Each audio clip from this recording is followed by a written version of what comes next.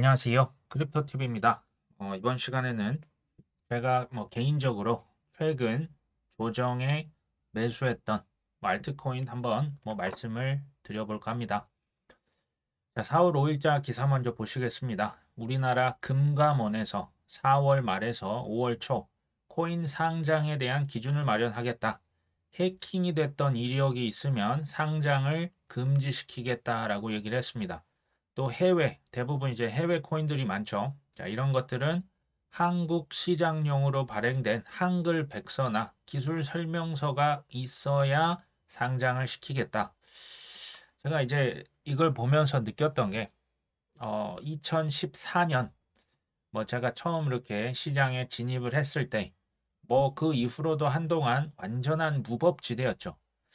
제가 이제 기억났던 게 이제 14년도에 컨퍼런스를 처음으로 이제 개최를 하려다 보니 비트코인의 권위자라고 할 만한 분들이 특히 이제 국내에선 많이 없었습니다. 근데 그때 제가 찾아갔던 여러 곳 중에 하나가 한국은행이었죠.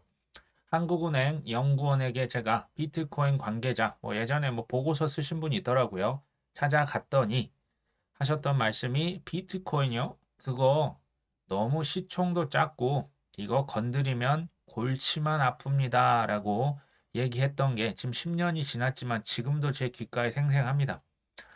그때로부터 지금 한 10년 정도 지났죠. 자, 코인 시장에 규제가 이런 식으로 들어온다. 개인적으로는 감개무량한 순간입니다. 이게 당연하게 이루어진 게 아니고요. 그 전에 수도 없는 시행착오와 무시와 협박과 겁박을 받고 이제 코인이 제도권 내에 들어오고 있구나. 제가 계속 말씀드리는 것은 이런저런 시끄러운 소음들보다 뭐에 주목한다? 행동, 그리고 방향성에 주목하자. 방향성은 뭡니까? 코인 투자하시는 분들이 부자가 될 거라는 게 방향성입니다. 단, 허튼 짓을 하지 않는다라는 가정하에죠. 허튼 짓이 뭡니까? 감정 매매, 뇌동 매매, 샀다 팔았다, 갈팡질팡. 자, 이런 거 우리가 좀 자제할 필요가 있겠다.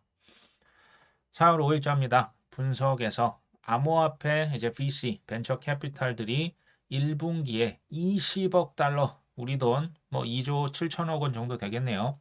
전년 분기 대비해서 38% 투자 금액이 더 늘어났다. 자, 이건요. 방향성이 지금 뭐라는 얘기입니까? 코인 시장에 계속 뭐가 들어온다? 물이 들어오고 있구나. A16Z, OKX 벤처스, 멀티코인 이 친구들 이미 투자 많이 했거든요. 근데 계속 지금도 코인에 물을 담고 있습니다. 자, 아스타라고 하는 일본계 퍼블릭 블록체인 있죠. 여기에서 일본의 자동차 브랜드 마쓰다와 NFT 10종을 출시할 계획이라고 합니다. 이게 사실 NFT가요. 지금 당장 우리가 쓰는 게 아니기 때문에 좀 와닿지가 않기 때문에 제가 여러 가지 또 한번 비유로 말씀드립니다. 예전에 우리가 종이돈이나 우리 어렸을 때만 해도 동전 많이 썼잖아요. 지금 동전 쓰신 적 있으십니까? 사실 기억이 안 납니다. 어느 순간부터는 우리가 신용카드를 많이 썼죠. 근데 신용카드도 복잡하고 지갑 뚱뚱해지는 거 싫으니까 그냥 애플페이, 삼성페이, 그냥 땡땡페이에 우리가 익숙해져서 잘 쓰고 있습니다. 이게 나중에 어디까지 갈까요? 나중에 코인으로 결제하는 방식. 그러니까 코인이라 하면 스테이블 코인도 코인이고요. CBDC 여러 가지 실제로 코인 블록체인 기술을 우리가 많이 쓰게 되겠죠. 지금은 우리가 부동산 계약할 때 얼마나 번거롭습니까? 도장이 있는데 그 도장에 대한 증명서, 인감 증명서, 이거 젊은 친구들 아마 잘 모를 겁니다. 등기부 등본, 대리인, 이제 다 이제 그 모여가지고 여러 가지 수수료 복잡하지 않습니까? 근데 이제 미래에서는 블록체인은 스마트 계약이 뭡니까? 일정 조건이 충족되면 바로 계약이 실행돼 버립니다. 이게 만날 필요도 없고요. 그냥 그 디지털 세계에서 그냥 알아서 자동 실행이 되는 거죠. 자, NFT는요. 그러니까 예전으로 치면 소위 말한 그 불법으로 자금을 모았던 유명 정치인 이제 그런 사람이 있다 가정을 하면요. 이 돈을 은닉할 곳이 없다 보니까 이제 명화, 그림을 사서 쟁여놓고요. 금이나 은 이런 실물을 금고에다가 쌓아 놓습니다. 내 자격증, 집문서, 자, 이런 것들을 실물 그대로 보관을 했는데 이게 보관도 어렵고요. 운반도 어렵고 사고 파는 것도 쉽지가 않죠. 이런 것들을 뭘로 가져온다? 그냥 디지털 상으로 그대로 끌고 들어오면 그게 바로 NFT입니다. NFT는 디지털 소유권이다. 이 NFT 메타버스는 그냥 한번 이렇게 유행하고 사라질 그런 유행이 아닙니다. 확정된 미래라는 거 제가 계속 말씀을 드리고요. 일본의 소니뱅크가 있습니다. 소니뱅크는 그 우리가 알고 있는 그 워크맨 만든 그 소니라고 하는 회사의 인터넷 전문 은행이라고 합니다. 소니뱅크가 스테이블 코인을 출시할 것이다. 아스타 아까 말씀드렸던 그 일본계 블록체인 있죠. 그 친구들과 블록체인을 구축하는데 지금 협업을 할 것이다. 이렇게 얘기를 합니다.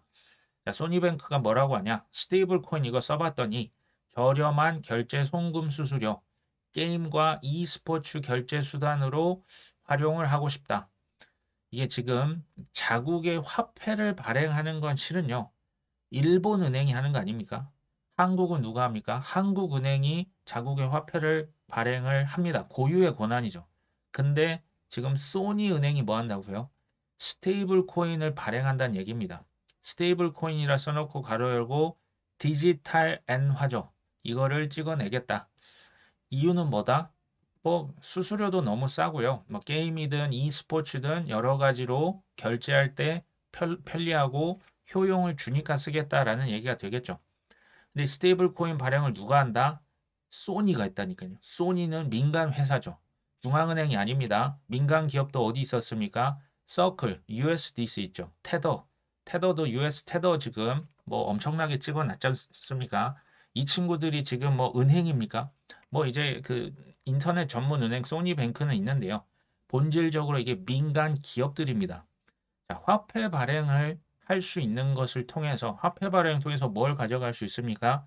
이걸 뭐 주조 이익, 뭐 세뇨리지 효과라고 하는데요. 돈을 그냥 찍는데 사실 뭐 돈 얼마나 들겠습니까?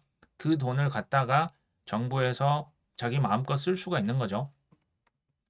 그리고 이것들 찍어낸 돈을 통해서 여러 가지 뭐 은행, 소위 이제 뭐 이자놀이도 할 수 있고요. 여러 가지 수수료도 가져갈 수가 있습니다. 막강한 권한, 바로 화폐 발행이죠. 민간 기업에서 이걸 왜 할까요? 당연히 민간 기업은 영리를 추구합니다. 근데 무엇을 통해서 한다? 스테이블 코인과 크립토, 우리가 투자하고 있는 코인을 통해서 엄청난 영리를 챙겨가겠다라는 거죠. 지금 레이어 1, 레이어 2 체인들, 블록체인 사실 되게 많습니다. 이 전 세계적으로 치열하게 경쟁을 할 것으로 뭐 당연히 예상이 됩니다. 근데 아까 제가 말씀드렸던 USDC, US 테더, 그다음 디지털 엔화, 나중에 우리나라 스테이블 코인 전 나올 수도 있다고 봅니다. 자, 이런 스테이블 코인들, CBDC를 활용한 블록체인들, 그 프로젝트들이 저는 앞으로 살아남을 것이다. 유리할 것이다. 자, 우리나라에서 CBDC 이미 뭐 테스트 여러 번 하고 있거든요. 스테이블 코인, 뭐 지금 우리나라 주요 코인 거래소에 그 테더와 USDC 다 이미 들어와 있습니다. 우리나라에서도 나중에 발행할 수 있습니다. 자, 이 코인들이 어디 위에 얹혀질까요? 그 이제 블록체인이 뭐 예전에 뭐 카카오라고 하는 것과 뭐 협업을 했던 게 제가 기억이 나는데요. 지금은 뭐 카카오랑 그 네이버의 라인이 그 6월부터 통합된다고 하죠. 아마 그 블록체인 위에 올라가지 않을까 하는 이건 개인적인 추측입니다. 자국의 화폐가 론칭이 되는 그 코인과 블록체인, 저는 쉽게 망하지는 않을 것이다 라고 생각을 합니다. 참고로 이 소니뱅크 이 스테이블 코인이 현재는 폴리곤 위에 구축이 되어 있다고 하네요. 자, 크립토 스타트업 크레드불이라고 하는 곳이 있다고 합니다. USDC 사모펀드, 신용펀드를 5월 달에 출시하겠다. 자, 이 펀드는요, 투자자들이 구매한 USDC를 지금 이 USDC 스테이블 코인 통해서 사업 구조를 계속 누군가 만들어 가고 있는 거죠. 자, 이것을 서클에 통해서 달러로 환전을 한 다음에 이것을 누구에게 대출해 준다? 중소기업에게 대출해 주는 구조. 이게 신용펀드지만 결국 대출 펀드네요. 목표 수익률은 30%다. 자, 투자자들에게 고수익 랜딩 마켓, 이게 대출입니다. 익스포저를 제공하기를 기대한다. 근데 이게요, 이것을 제가 조금 이해하시기 쉽게 말씀을 한번 드려보겠습니다. 자, USDC의 3호 신용펀드, 이 대출 펀드, 이거 왜 출시할까요? 그리고 중소기업들에게 지금 대출 이자율 몇 프로입니까? 30%에 달합니다. 이게 엄청난 수익률 아닙니까? 원래 대출은 중소기업이 어디서 받습니까? 은행에서 받아야죠. 근데 왜 지금 이 틈새를 크레드불이라고 하는 것이 지금 파고들고 있는 거죠? 왜 지금 이런 현상이 발생할까요? 첫 번째, 지금요, 그 전통 은행들에서는 사실상 대출이 불가능합니다. 이게 근본적으로는 장단기 금리 역전 때문이라고 제가 계속 말씀을 드리죠. 은행에서는 장기 금리 더 이렇게 이자를 많이 받아서 그 단기 원래 금리가 더 낮으니까 그 예금자들한테 이자를 주면서 그 사이에 마진을 가져가고 대출도 하는 구조입니다. 근데 지금 이 역전이 되면 대출을 구조상으로 할 수가 없습니다. 자, 중소기업들 지금 상황이 좋습니까? 역대급 금리 인상과 계속 유지를 하다 보니까 쉽게 말하면 전 세계적으로 좀비 기업이 속출합니다. 더 이상의 대출을 못 받으면 사실상 폐업 수순을 받아야 할 만큼 굉장히 심각한 상황입니다. 자, 1번과 2번을 한번 결합시켜 보시면 사업 기회가 나옵니다. 뭘까요? 고리 대금업자가 출연하는 겁니다. 괄호 열고 닫고 뭡니까? 사채업입니다. 지금 좀비 기업들, 전 세계 힘든 중소기업들에게 이자율 몇 프로 받는다고요? 30% 받겠다라는 거죠. 아직 이 크립토 대출 분야는요, 이거 뭐 디파이로고도 할 수 있는데 좀 회색지대예요. 이게 지금은 뭐 이렇다 할 규제가 있지는 않습니다. 추후에 규제가 이거 반드시 들어갈 겁니다. 전통 금융에서 이거 가져갈 겁니다. 근데 이제 그 좀비 기업, 중소기업들을 살리기 위해서, 은행들을 살리기 위해서 근본적인 해결책은 딱 하나입니다. 뭐라고요? 금리 인하 외에는 답이 없습니다. 자, 근데 아까 말씀드렸다시피 전통 금융, 이거 CFI라고 합니다. 그 중앙화 금융이 결국에는 이 DeFi 쪽, 블록체인을 활용한 대출, 뭐 이제 이자 장사하는 것들 싹 다 장악해서 본인 수하로 가져갈 것이다. JP모건이 디파이 활용하는 거, 자산 토큰화 다 관련이 있습니다. 미국의 미니애폴리스 연은 총재가 있습니다. 자, 이분이 그 비트코인이 지난 10년간 합법 사용 사례가 하나도 없다. 내가 본 유일한 사용 사례가 뭐였다? 은행 시스템을 전복시키고 불법 활동을 위한 추적 회피 사례다. 뭐 돈 세탁하는 거다. 테러 자금이다. 이런 얘기죠. 투자자들은 자신이 무엇에 투자하는지 알지도 못한 채 비트코인에 돈을 투자한다. 암호화폐는 변동성이 심하기 때문에 많은 피해를 입을 수 있다. 제가 긍정적인 발언을 희망을 한번 드립니다. 이런 발언이 있는 한 저는 아직 기회가 있다라고 생각합니다. 연준은 근데 생각해 보시면 전 세계의 기축 통화인 달러를 찍어내는 기관이죠. 무한대로 찍어낼 수 있습니다. 그러면 뭐가 좀 싫을까요? 희소한 자산, 그 발행량이 딱 제한되어 있는 자산, 그것과 정확하게 대립을 하는 구조입니다. 그게 뭡니까? 예전에는 금이었고 지금 이게 비트코인입니다. 별로 좋게 보일 수가 없겠죠. 그리고 큰 변동성으로 인해서 큰 피해를 입을 수 있다라고 얘기를 했는데요. 똑같은 얘기입니다. 근데 변동성이 크기 때문에 저는 훨씬 더 큰 기회도 올 수 있다라고 생각합니다. 팩트를 한번 살펴볼까요? 10년 전에 뭐 불법 썼죠. 쓴 것도 맞습니다. 근데 낙관적으로 생각해 볼까요? 10년 전에 비트코인을 샀으면요. 지금 최소 200배 수익입니다. 10년 만에 200배 된 자산 뭐 혹시 있으십니까? 이게 팩트다. 낙관론자가 되실 필요가 있겠다라는 말씀 드리고요. 칠리즈의 CEO, 현재 토큰 프로젝트가 너무 많다. 통합할 필요가 있다. 제가 이걸 보면서 사실은 인터넷도 똑같은 과정을 겪었습니다. 인터넷 초기에 닷컴 뭐 붙은 기업들이 정말 난립했었지 않습니까? 근데 닷컴 버블이 꺼진 다음에 어떻게 됐습니까? 소수의 IT 기업이 통폐합해서 시장을 장악했죠. 이 비슷한 현상이 코인에서 당연히 전 이루어질 수 있다라고 봅니다. 시간을 두고 이루어질 겁니다. 그러면 M&A 해서 인수하는 기업이 있을 거고요. 인수를 당하는 피인수 기업이 있겠죠. 지금 인수하려는 쪽은요. 소위 말하는 전통금융 아니면 대기업들, 억만장자들이 자금 모아서 피인수 기업. 쉽게 말하면 지금 그레이스케일도 대표적일 수 있고요. FTX 파산한 줄 알았더니 2.0이라고 해서 올 하반기에 뭐 운영을 한 해 만에 하고 있죠. 이런 일들이 지금까지도 이루어지고 있다. 세 번째, 이건 조금은 뭐 직접적인 건 아니지만 우리가 투자할 때요. 이제 코인도 각 섹터별로 지금은 뭐 비트코인 오르면 다 우르르 오르고 떨어지면 다 우르르 떨어집니다. 5년 후, 10년 후도 그럴까요? 이제 각자 섹터별로 주식처럼 산업이 따로따로 움직일 날이 올 겁니다. 자, 그것을 우리가 한번 생각해 보면 각 섹터별로 되도록이면 대장주 위주로 투자를 해보는 거 어떻겠냐? 뭐 디파이면 디파이의 대장주, 메타버스면 메타버스의 대장주, 뭐 송금 결제다 거기에 대장주 위주로 좀 투자를 해보는 게 여러 가지로 나쁘지 않겠다라는 생각을 해봤습니다. 브래드 하워드와 갤럭시 디지털 여기에서 코인에 투자 2천만 달러 투자했다라고 하는데요. 브래드 하워드는 참고로 영국의 대표적인 억만장자입니다. 갤럭시 디지털은 아시죠? 그 마이크 노보그라츠라고요. 갤럭시 디지털의 그 수장이고 이 사람도 억만장자입니다. 이미 부자인데 이 사람들이 지금 얼마를 투자한다? 총 1억 달러, 한 1,300억 원 이상을 어디에 투자하겠다? 코인 스타트업에 향후 이제 그 업체당 한 6억 정도를 투자할 거라고 얘기를 한 거죠. 제가 계속 말씀을 드립니다. 방향성이 뭐다? 자산 토크나 어마어마한 산업이죠. 이거 시작도 아직 안 했어요. 두 번째, 이 지금 두 명의 억만장자가 만나서 향후 코인에 얼마를 투자한다? 1,300억 원을 투자하겠다. 이미 투자 많이 해놨습니다. 추가입니다. 세 번째, 이제 요약이죠. 요약해보면 코인 투자 아직 안 늦었습니다. 제가 이제 마지막으로 좀 말씀을 드려볼게.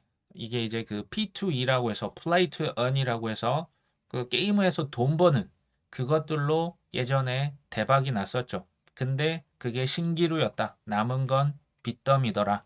이게 이제 2021년에 그 필리핀에서 있었던 그 엑스 인피니티라는 게임 기억하십니까?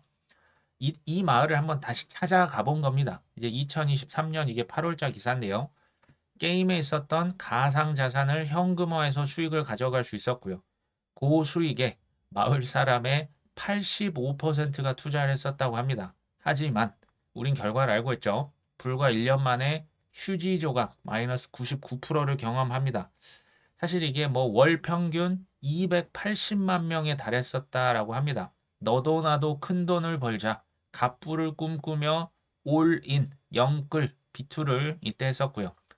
이게 근데 99% 폭락을 했더니 1년째 어떤 사람 빚을 갚고 있고 일부 지인은 감옥까지 갔다라고 합니다. 근데 돈 번 사람 누구다? 게임 업체는 5조 원의 매출, 돈방석에 앉았다. 근데 사실 이게 뭐 필리핀에서만 있었던 일입니까? 아니잖아요. 자, 우리나라, 뭐 전 세계가 2017년 그리고 2021년 우리도 똑같이 경험을 했었습니다. 21년 초만 해도 필리핀에서 이 게임 엑스 인피니티를 하면요. 월급보다 돈을 더 많이 받았다라고 합니다. 그리고 이제 게임이요. 왜 이런 좀 동남아시아나 중남미에서 잘 발달을 하냐? 일단 필리핀은 규제가 없습니다. 이게 지금 뭐 이렇게 딱히 불법이라고 할 만한 그런 게 없거든요. 그리고 게임을 누가 많이 합니까? 젊은 사람들이 많이 하죠. 그래서 필리핀 같은 동남아시아에서 특히 이런 게임들이 성행할 수가 있는 겁니다. 한때 부자가 넘쳐났었지만 뭐 지금은 뭐 결과가 씁쓸하다. 제가 이제 과거를 토대로 미래를 한번 예측을 해보려고 합니다. 22년, 23년 코인에 관심 누가 있었습니까? 아무도 없었죠. 마이너스 98%인데 누가 관심이 있습니까? 지금 비트코인 1억 살짝 넘었다가 한 9천만 원 초반으로 조정을 받으니까 지금 일반인들 관심이 있습니까? 또 다 떨어져 나갑니다. 항시요. 가격이 언제부터 사람들이 몰려든다? 가격이 폭등하고요. 뉴스에서 나오고 돈 번다라고 하는 사람들이 간증을 시작할 때부터 몰리기 시작합니다. 그렇게 따지면 뭐 올해 이게 연말일지 내년 언제가 될지 전 모릅니다. 하지만 가격이 상승하고 폭등을 하면서부터 포모가 올까요? 안 올까요? 이때부터 포모 또 옵니다. 예전에 한번 크게 되었다고 다시는 이거 안 할까요? 그랬으면 차라리 좋은 측면도 있다라는 생각이 드는데요. 인간이 망각의 동물이기 때문에 시간이 지나면 또 달려들 겁니다. 제가 올해 3월 19일, 뭐 얼마 전이죠. 기사가 또 뜹니다. 그렇게 당하고 딱 2년 지났는데 필리핀에 뭐가 다시 닥칩니까? 가상화폐 돌풍이 다시 듭니다. 이게 근데 뭐였다? 게임이 또 성행하기 시작합니다. 게임으로 최저임금의 2배를 번다. 마닐라 등의 인터넷 카페가 속속 등장했고요. 농장 게임이라고 하는 게 있습니다. 가상화폐 이것 좀 계속 수집하고 금융 당국은 골머리를 앓고 있다. 뉴욕타임즈가 이걸 보도를 했었는데요. 지금 인터넷 카페, 게임방이 엄청나게 늘어났다. 자, 이렇게 지금 벌어들였던 코인을 필리핀 화폐인 페소로 바꾸면 하루 최저 임금의 몇 배를 번다? 2배를 번다. 젊은 사람들이 누가 힘들게 근로 노동을 하겠습니까? 이거 다 게임한다라는 게 지금 일어나고 있었던 일입니다. 이 인터넷 카페가 필리핀에서 이제 코인이 다시 붐이 일어나고 있는 징표다. 주변에 새로운 이 게임 관련 5개 광고판이 등장하고 있다. 17년 그렇게 당하고 21년 또 불었죠. 21년 그렇게 당하고 25년 저는 반복될 확률 매우 높다라는 생각을 합니다. 자, 최근에 이 지금 게임을 하고 있는데 대표적인 게 바로 픽셀즈라고 하는 게임입니다.